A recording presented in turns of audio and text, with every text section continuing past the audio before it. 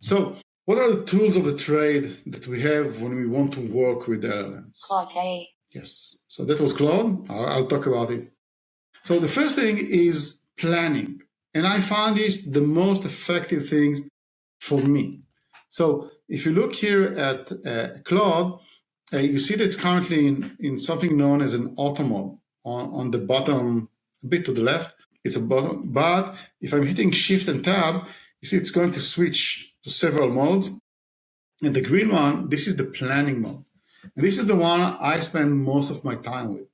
And this is telling it, don't write any code. I just want to talk. I just want to flesh out the implementation, flesh out the design, see how things are going on.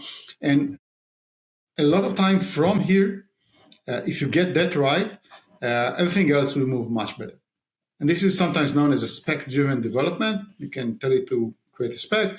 There are tools like GitHub's spec kit, which you can formalize this process. But the idea is really to go and refine. And I spend most of my time in planning mode.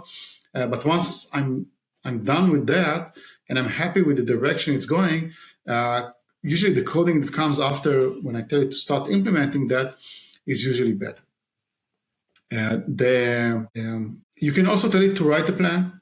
And I sometimes tell it, you know what, I'm considering doing this thing. Show me 3 approaches of how to do that and what are the pros and cons of each of one of them. And, we had it before, right? It was called rubber ducking, or just picking someone who you work with and just talking with them about the idea, and bouncing ideas is very important. Don't start with the first idea that comes to your head. It's not the right one, for me at least, not usually the right one. It takes time to get it right. So now you have someone you can talk to. They don't take breaks. They will always answer you. They'll always be nice to you. And you can bounce a lot of ideas with them and talk with them.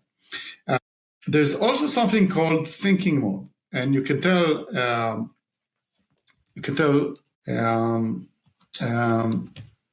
to think, or you can even say ultra think about the solution.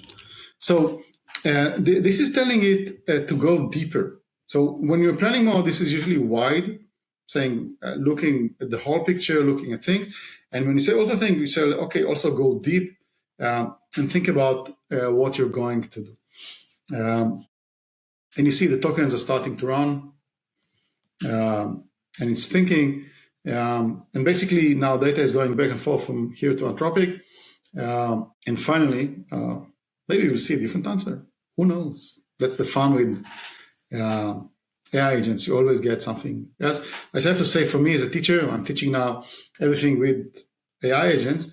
And it's always like a challenge because I need to be prepared for almost everything that comes out from the agent. So keeps me on my toes, which is nice. You see now it's doing a lot of thinking, a lot of more work. It's looking at a lot of more of the code, including the actual code. It's including some rules for Go. Maybe it's a sub-agent. I have no idea. Come on, Claude. I have a lot of other things to talk about. Finish that. Okay. So we'll let it run. Maybe we'll come back later to see what's going on.